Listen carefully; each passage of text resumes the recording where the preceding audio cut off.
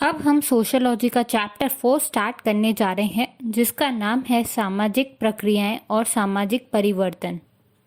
पहले हम समझेंगे सामाजिक प्रक्रियाएं की परिभाषा। समाजशास्त्री मैकाइवर के अनुसार सामाजिक प्रक्रिया ऐसी बात है जिसके द्वारा समूह का संबंध स्थापित होता है और अपना विशिष्ट स्वरूप हासिल करता है। सामाजिक प्रक्रियाएं सतत परिवर्तनशील है, इसलिए कि संबंधों में बदलाव होता रहता है।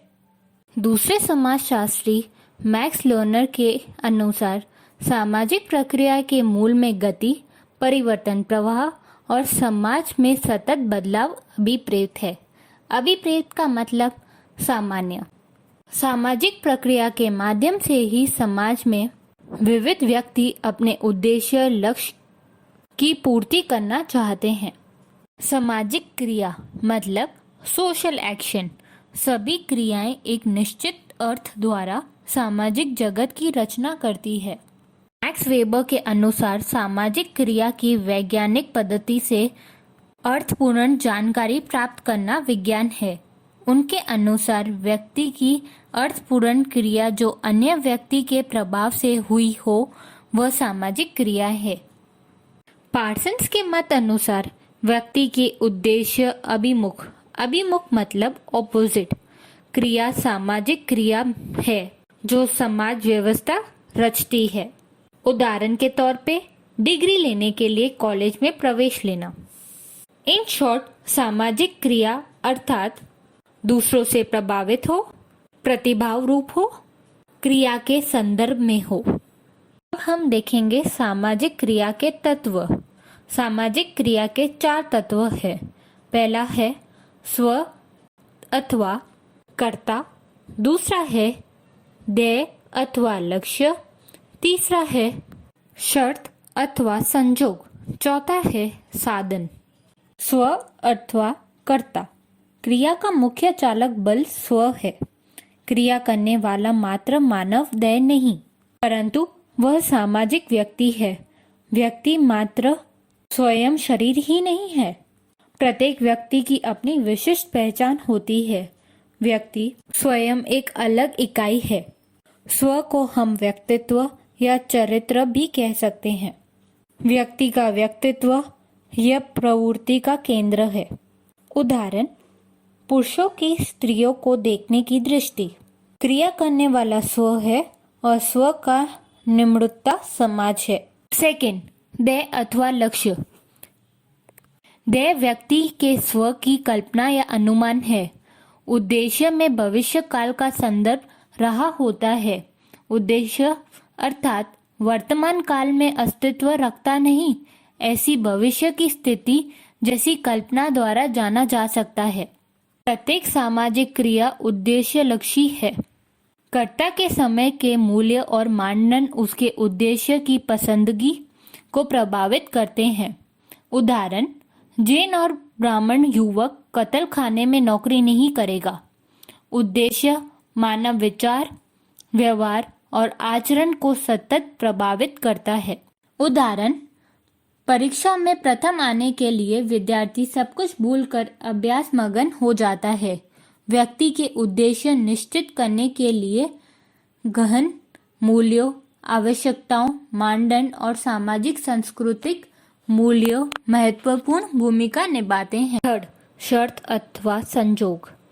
जिन अवरोधों मतलब बाधाएं को पार न कर सके उन्हें चुनौतियों के रूप में पहचाना जाता है।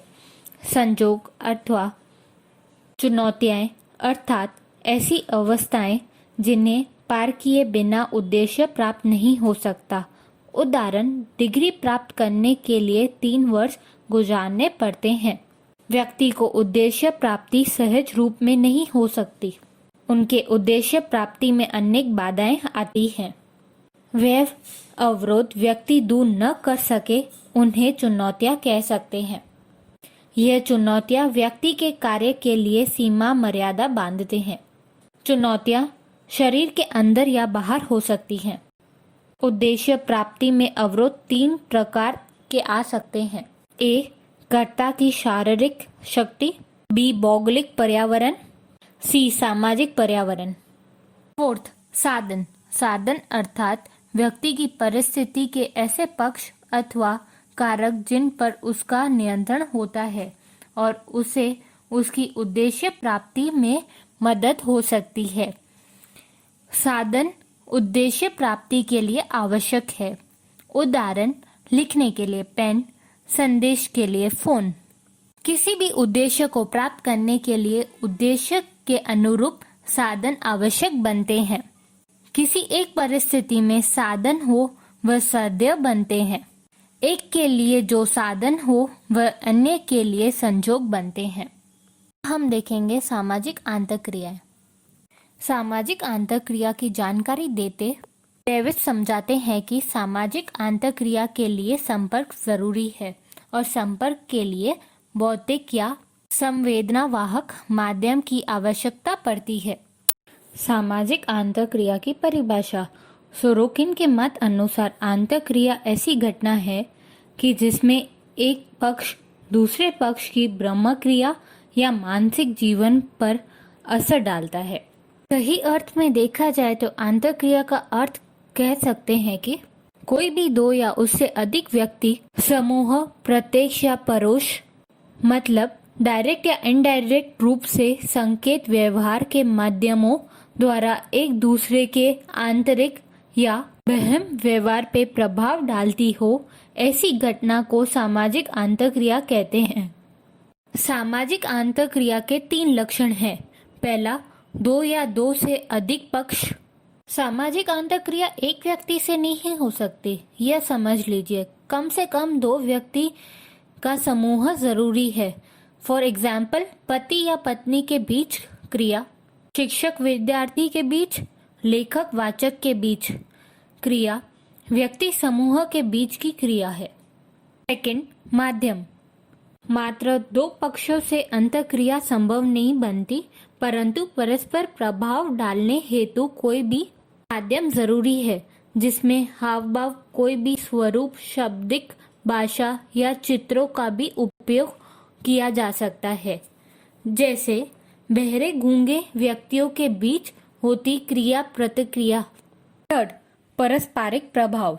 सामाजिक आंतरक्रिया प्रभाव डालती घटना है जिसमें व्यक्ति या समूह ऊपर वाणी, भाषा, पुस्तकें, टीवी, फिल्मों द्वारा प्रभाव पड़ता है, जो बाहरी व्यवहार स्वरूप हो सकती है तथा मूल्य, मान्यता, हित, अपेक्षा जैसे आंतरिक प्रभाव भी होते हैं।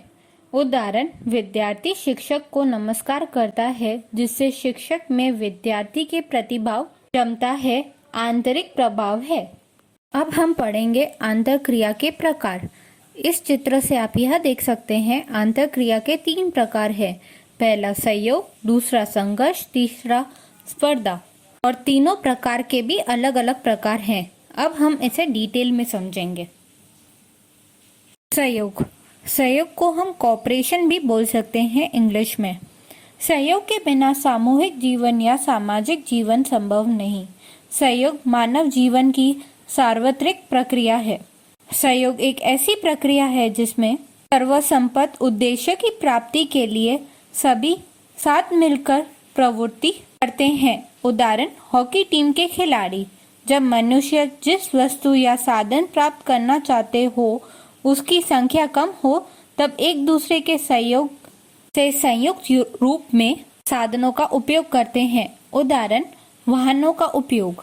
फेयरचिल्ड के अनुसार सहयोग ऐसी प्रक्रिया है जिसके द्वारा व्यक्ति या समूह संगठन हो अपने प्रयत्नों से समान उद्देश्य प्राप्ति हेतु कार्य करते हैं। इकाईवर ने सहयोग के 2 प्रकार दर्शाए हैं। पहला है प्रत्यक्ष सहयोग, किसी व्यक्ति या समूह की उद्देश्य प्राप्ति में दूसरा व्यक्ति या समूह प्रत्यक्ष रूप में सहायक बने, उसे प्रत्यक्ष सहयोग कहते हैं। उदाहरण, बालक साथ में मिलकर कोई खेल खेले, मजदूर एकजुट होके कोई वजनदार वस्तु उठाएं। दूसरा है परोक्ष सहयोग, किसी एक ही उद्देश्य के लिए 2 या उससे अधिक अप्रत्यक्ष रूप में एक दूसरे को, अप्रत्यक्ष मतलब इनडायरेक्ट, सहक बने, तब उसे परोक्ष सहयोग कहते हैं। इस प्रकार के सहयोग में अलग अलग व्यक्ति अलग अलग प्रवृत्ति करते हैं। उदाहरण, विद्यालय में शिक्षक पढ़ाते हैं, चपरासी घंटी बजाते हैं। दूसरा प्रकार है स्पर्धा। स्पर्धा अंतःक्रिया एक ऐसी प्रक्रिया है कि जिसमें दो या इससे अधिक व्यक्तियों या पक्षों का लक्ष्य एक ही हो, परंतु प्रत्येक पक्ष दूसरे पक्ष से पहले लक्ष्य प्राप्त करना चाहता है। दोनों पक्ष एक दूसरे की उद्देश्य प्राप्ति में अलग रहकर उद्देश्य प्राप्त करने का प्रयत्न करते हैं। उदाहरण, बोर्ड की परीक्षा में प्रथम आने की स्पर्धा। फेयरचिल्ड के अनुसार स्पर्धा अर्थात कम वस्तुओं का उपयोग का अधिकारों के लिए किया जाने प्रयत्न। उदाहरण, वर्ल्ड कप प्राप्त करने हेतु खेलती टीम। स्पर्धों के भी दो प्रकार हैं। पहला है प्रत्यक्ष स्पर्धा। स्पर्धकों में निकट का संपर्क होता है और भौतिक रूप से भी निकट होते हैं। वह एक दूसरे से स्पर्धा में समान होते हैं। नियमों के अधीन रहकर परस्पर एक दूसरे से पहले लक्ष्य प्राप्त करने का प्रयत्न करें, उसे प्रत्यक्ष स्पर्धा कहते हैं। उदाहरण, कक्षा में प्रथम स्थान लाने की स्पर्धा। दूसरा है परोक्ष स्पर्धा। प्रतिस्पर्धक परस्पर परिचित न हो, प्रत्यक्ष संपर्क में न हो अथवा एक दूसरे की उपस्थिति से भी समान न हो, फिर भी एक दूसरे से पहले ध्येय प्राप्ति के लिए प्रयास करते हैं, तब इसे परोक्ष स्पर्धा कहते हैं। उदाहरण, बैंक में नौकरी प्राप्त करने के लिए परीक्षा देने वाले उम्मीदवार। अंतःक्रिया का तीसरा और आखिरी प्रकार है संघर्ष, मतलब कॉन्फ्लिक्ट इन इंग्लिश। संघर्ष, जब दो या उससे अधिक पक्ष एक ही उद्देश्य प्राप्त करने के लिए प्रयत्न करते हों और उनमें से प्रत्येक पक्ष विरोधी पक्ष की इच्छा के विरुद्ध जाकर भी उसे उद्देश्य से वंचित रखने या अंकुश में लाने, नुकसान पहुंचाने या उसका नाश करने का प्रयत्न करे, तो उसे संघर्ष की प्रक्रिया कहते हैं। उदाहरण, सत्ता प्राप्ति हेतु होने वाला चुनाव संग्राम। मैकाइवर और पेज के अनुसार जब मनुष्य एक ही या कमी वाले ध्येय प्राप्त करने के लिए एक दूसरे का मुकाबला करे, एक दूसरे को नुकसान करे, आमने सामने आ जाए, तब इसे सामाजिक संघर्ष कहा जाता है। उदाहरण, जाति संघर्ष। संघर्ष के 4 प्रकार हैं। पहला, प्रत्यक्ष और परोक्ष संघर्ष। जब दो पक्ष परस्पर की लक्ष्य प्राप्ति के लिए सीधा अवरोध खड़ा करें, एक दूसरे को नीचा दिखाएं अथवा एक दूसरे को नष्ट करने के लिए शारीरिक बल का प्रयोग करें, तब इस प्रकार के संघर्ष को हम प्रत्यक्ष संघर्ष कहते हैं। उदाहरण, दो व्यक्ति मारामारी करें, दो पक्ष एक दूसरे को हानि पहुंचाएं। और जब एक ही उद्देश्य प्राप्ति के लिए दोनों पक्ष परस्पर प्रक्रोश या अप्रत्यक्ष के रूप में अवरोध उत्पन्न करें, तो उसे प्रक्रोश संघर्ष कहते हैं। उदाहरण, दो कंपनी के बीच का प्रचार युद्ध। लेकिन आंशिक संघर्ष, संपूर्ण संघर्ष। दो पक्ष एक ही ध्येय की प्राप्ति को लेकर एक दूसरे से विरोध प्रवृत्ति करते हो तथा इन दोनों पक्षों के बीच सहमति न हो, तो उसे आंशिक संघर्ष कहा जाता है। उदाहरण के रूप में मजदूरों तथा मालिकों के बीच संघर्ष जो सहमति या कानून द्वारा टाली जा सकती है। जब संपूर्ण प्रकार का संघर्ष अर्थात जिसमें भाग लेने वाला प्रत्येक पक्ष आमने सामने बातें पक्ष का नाश करने का प्रयत्न करता है, अर्थात ऐसे संघर्ष में सम्मति संभव ही नहीं। उदाहरण, दो राष्ट्रों के बीच होने वाला युद्ध। थर्ड, व्यक्तिगत और समूह संघर्ष। दो व्यक्तियों के बीच का संघर्ष व्यक्तिगत संघर्ष कहलाता है। उदाहरण, पति पत्नी के बीच, दो मित्रों के बीच का संघर्ष। जब दो समूह के बीच का संघर्ष हो, तब ऐसे संघर्ष को समूह संघर्ष कहा जाता है। उदाहरण, दो जातियों के बीच का संघर्ष। फोर्थ, आंतरिक और बाह्य संघर्ष। किसी समूह के बीच परस्पर प्रत्यक्ष या परोक्ष संघर्ष हो, तब ऐसे संघर्ष को आंतरिक संघर्ष कहा जाता है। उदाहरण, परिवार में पिता पुत्र के बीच संघर्ष। जब एक समूह दूसरे समूह के साथ संघर्ष में हो, तब ऐसे बाह्य संघर्ष कहा जाता है। उदाहरण, कौमी संघर्ष। हमारा न्यू टॉपिक है सामाजिक गतिशीलता, मतलब सोशल मोबिलिटी सामाजिक गतिशीलता यह स्तर रचना में व्यक्ति अथवा समूह का स्थान परिवर्तन सूचित करती प्रक्रिया है। प्रत्येक समाज में जनसंख्या, आर्थिक, राजनैतिक परिस्थिति में तथा सामाजिक क्षेत्र में कम अधिक मात्रा में परिवर्तन होता रहता है। पहले ये देखेंगे सामाजिक गतिशीलता की व्याख्या। समाजशास्त्री सोरोकिन के अनुसार व्यक्ति सामाजिक वस्तु मतलब सोशल ऑब्जेक्ट या मूल्य का एक सामाजिक स्थान से दूसरे सामाजिक स्थान में स्थलांतर मतलब लोकेशन अर्थात सामाजिक गतिशीलता। दूसरे समाजशास्त्री किम्बोल यंग के मत अनुसार सामाजिक गतिशीलता अर्थात वर्ग अथवा स्थिति या सामाजिक प्रतिष्ठा के क्रम में ऊपर अथवा नीचे की तरफ गति। सामाजिक गतिशीलता के 3 लक्षण। पहला है सार्वत्रिकता। सामाजिक गतिशीलता प्रत्येक स्तर रचना वाले समाज में पाई जाती है, फिर वह वर्ग आधारित या जाति आधारित व्यवस्था वाला समाज होता है। भारत में सामाजिक गतिशीलता में जाति आधारित समाज होने पर भी उसमें गतिशीलता पाई जाती है। उदाहरण, विश्व में सभी समाजों में स्त्री के स्तर में होने वाला परिवर्तन। दूसरा लक्षण है मात्रा में अंतर। सभी समाजों में सामाजिक गतिशीलता की मात्रा एक समान नहीं होती। एक ही समाज में हमेशा प्रमाण समान नहीं होता। उदाहरण, मध्ययुग मतलब मिडिल एज में सामाजिक गतिशीलता धीमी थी, परंतु आधुनिक समाज में अधिक दिखाई देती है। आधुनिक मतलब मॉडर्न। आखिरी लक्षण है स्तर में बदलाव सूचित प्रक्रिया। सामाजिक गतिशीलता में व्यक्ति या समूह के स्तर या स्थान में परिवर्तन या बदलाव आता है। या तो स्तर ऊंचा उठता है या नीचे आते हैं। इन शॉर्ट, सामाजिक गतिशीलता व्यक्ति या समूह को ऊपर से नीचे या नीचे से ऊपर स्तन परिभ्रमण सूचित करती प्रक्रिया है। सामाजिक गतिशीलता के 2 प्रकार। पहला है तिरछी गतिशीलता, दूसरा है खड़ी गतिशीलता। पहले हम पढ़ेंगे तिरछी गतिशीलता। ब्रूम के मत अनुसार एक स्थान पर से समान स्तर के दूसरे स्थान अर्थात आड़ी गतिशीलता। व्यक्ति या समूह का स्थान बदलाव परंतु उसके स्तर या पद में कोई बदलाव न आए, ऐसी गतिशीलता को आड़ी गतिशीलता कहते हैं। उदाहरण, शिक्षक एक विद्यालय छोड़ के दूसरे विद्यालय में जाए। आड़ी गतिशीलता में व्यक्ति या समूह का स्थान बदलता है परंतु उसी प्रतिष्ठा, आय या सत्ता में अधिक प्रमाण में परिवर्तन नहीं आता। दूसरा है सीधी गतिशीलता। जब व्यक्ति या समूह का स्थान परिवर्तन के साथ उसका स्तर भी बदल जाए, ऐसी गतिशीलता को सीधी गतिशीलता कहते हैं। उदाहरण, लिपिक से अध्याय बनने। खड़ी गतिशीलता में व्यक्ति या समूह के स्थान बदलने के साथ प्रतिष्ठा, आय, सत्ता में बड़ी मात्रा से परिवर्तन आता है। खड़ी गतिशीलता के 2 सब डिवीजन किए हैं। पहला है ऊर्ध्वगामी खड़ी गतिशीलता, दूसरा है निम्नगामी खड़ी गतिशीलता। ऊर्ध्वगामी गतिशीलता में व्यक्ति या समूह के स्थान परिवर्तन के साथ साथ उसका स्तर भी बदल जाता है और मूल स्तर से ऊपर के स्तर में स्थान प्राप्त करता है।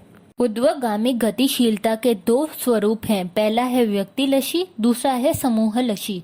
व्यक्तिलक्षी में निम्न स्तर का कोई व्यक्ति अपने स्तर से अलग उच्च स्तर में प्रवेश करे तो इसे व्यक्तिलक्षी ऊर्ध्वगामी गतिशीलता कहते हैं। उदाहरण, चपरासी से लिपिक बने। समूहलक्षी ऊर्ध्वगामी गतिशीलता, निम्न स्तर के व्यक्तियों का कोई समूह उच्च स्तर में प्रवेश करे तो उसे समूहलक्षी ऊर्ध्वगामी गतिशीलता कहते हैं। इस प्रकार की गतिशीलता में निम्न स्तर का कोई समग्र समूह बड़ी मात्रा में उच्च स्तर का स्थान प्राप्त करे।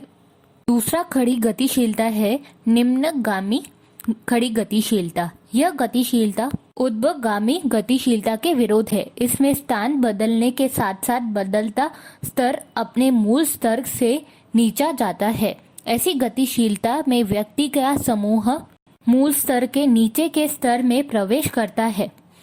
निम्नगामी के भी 2 स्वरूप है। पहला है व्यक्तिलक्षी, दूसरा है समूहलक्षी। व्यक्तिलक्षी, कोई व्यक्ति उच्च सामाजिक स्तर में से निम्न सामाजिक स्तर में प्रवेश करे तो उसे व्यक्तिलक्षी निम्नगामी गतिशीलता कहते हैं। इस गतिशीलता में समग्र समूह नहीं परंतु व्यक्तियों का स्तर निम्न बन जाता है। उदाहरण, कोई करोड़पति रोड पर आ जाए। समूहलक्षी, जब कोई उच्च दर्ज के सामाजिक स्तर में से निम्न सामाजिक स्तर में प्रवेश करे उसे समूहलक्षी निम्नगामी गतिशीलता कहते हैं। उदाहरण, पहले ब्राह्मणों का जो स्थान या प्रभाव था वो आज घट रहा है। नया टॉपिक है सामाजिक परिवर्तन, मतलब सोशल चेंज। मनुष्य हमेशा परिवर्तन करता रहता है। केवल मानव समाज ही नहीं, प्रकृति भी स्थिर नहीं है। परिवर्तन की प्रक्रिया अविरत रूप से चलती है। सातत्य और परिवर्तन प्रत्येक समाज के लक्षण है। प्रत्येक समाज परिवर्तन की प्रक्रिया में से सतत गुजरता है। हम पढ़ेंगे सामाजिक परिवर्तन की व्याख्या।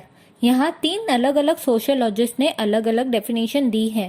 पहले देखते हैं डेविस ने क्या कहा। डेविस के मत अनुसार सामाजिक संगठन अर्थात सामाजिक रचना तंत्र या और कार्य में आता परिवर्तन अर्थात सामाजिक परिवर्तन। उदाहरण, संयुक्त परिवार में से विभक्त परिवार, मतलब जॉइंट फैमिली में से इंडिविजुअल फैमिली। मैकाइवर और पैच के अनुसार सामाजिक संबंधों के ताने बाने में आता परिवर्तन। उदाहरण, पति पत्नी के बीच में संबंधों में बदलाव। जॉनसन के अनुसार सामाजिक रचना तंत्र में और मूल्य मान्यता रिवाजों में आता परिवर्तन। उदाहरण, भारत में बिन स्पर्धायक मूल्यों का प्रसार। सामाजिक परिवर्तन के 5 लक्षण हैं। पहला है सामाजिक परिवर्तन या सामाजिक प्रक्रिया है। सामाजिक परिवर्तन एक निरंतर चलने वाला प्रक्रिया है। यह प्रत्येक समाज का सहज लक्षण है। सामाजिक आंतरक्रिया उसमें से उद्भव होने वाले संबंध, उनका परिणाम, रचती सामाजिक व्यवस्थाएं सतत परिवर्तन की प्रक्रिया अनुभव करती है। दूसरा, सामाजिक परिवर्तन सार्वत्रिक प्रक्रिया है। परिवर्तन प्रत्येक समाज का सहज स्वाभाविक लक्षण है। सामाजिक परिवर्तन किसी एक समाज तक मर्यादित नहीं है, प्रत्येक समाज में पाया जाता है, फिर वह आदिवासी समाज हो या विकसित समाज हो। सामाजिक परिवर्तन रचना तंत्र में परिवर्तन सूचित करता है। सामाजिक परिवर्तन की प्रक्रिया सामाजिक रचना तंत्र में बदलाव सूचित करता है, इसलिए कि मानदंडों, स्तर, भूमिका, मूल्य जैसे भागों में परिवर्तन सूचित करते हैं। उदाहरण, राजतंत्र में भारत में लोकतंत्र की व्यवस्था। सामाजिक परिवर्तन कार्य में परिवर्तन को सूचित करता है। सामाजिक परिवर्तन रचना तंत्र की तरह कार्यों में भी परिवर्तन सूचित करता है, इसलिए कि समाज की व्यवस्था के कार्य बदलते रहें। उदाहरण, पहले परिवार सदस्यों का मनोरंजन करता था, अब वह टीवी फिल्मों ने ले लिया है। आखिरी लक्षण है सामाजिक परिवर्तन स्वजनित और आयोजित प्रक्रिया है। हम जानते हैं कि परिवर्तन समाज का सहज लक्षण है, इससे वह स्वजनित प्रक्रिया है, मतलब सेल्फ जनरेटेड। तंत्र प्रथा टिकाने के लिए अनुकूलन साधता है, जिससे सामाजिक परिवर्तन उत्पन्न होता है जो सर्वजनित है। परंतु आधुनिक समाज में इच्छित समाज की रचना के लिए समाज में इच्छित दिशा में परिवर्तन लाने के लिए सामुदायिक विकास योजना कार्यक्रम द्वारा बुद्धिपूर्वक, उद्देश्यपूर्वक परिवर्तन लाने का प्रयत्न करता है। उदाहरण, जनसंख्या नियंत्रण के लिए जनसंख्या नीति तथा लड़की के लिए 18 वर्ष और लड़के के लिए 21 वर्ष विवाह की उम्र अनिवार्य है। सामाजिक परिवर्तन के 3 स्वरूप हैं। पहला है उत्क्रांति स्वरूप का रेखीय परिवर्तन, जो परिवर्तन सतत एक ही दिशा में लगभग सीधा परंतु ऊंचे और नीचे जाती रेखा में आता है, जिसे उत्क्रांति स्वरूप का या रेखीय परिवर्तन कहते हैं। रेखीय अर्थात कहा जाता है कि जो सीधी रेखा में होता है। ऐसे परिवर्तन में वैज्ञानिक विकास आदि द्वारा होने वाली परिवर्तनों का समावेश होता है। आरोह अवरोह स्वरूप में परिवर्तन एक दिशा में कभी ऊपर जाता और कभी नीचे जाता, परंतु एक ही दर से विकास करता परिवर्तन। तीसरा, चक्रीय स्वरूप का परिवर्तन पानी की तिरंग जैसा ऊंचे नीचे हिलोरे लेता या चक्र की तरह जहां से शुरू होता है वही स्थित वापस आए। ऐसे स्वरूप के परिवर्तन को चक्रीय स्वरूप का परिवर्तन कहा जाता है। प्रकृति और समाज में अनेक प्रकार की घटनाएं इस प्रकार ऊपर नीचे आती रहती हैं, परंतु उसकी आगे जाने की दिशा एक ही स्तर में रहती है। उदाहरण ऋतु चक्र।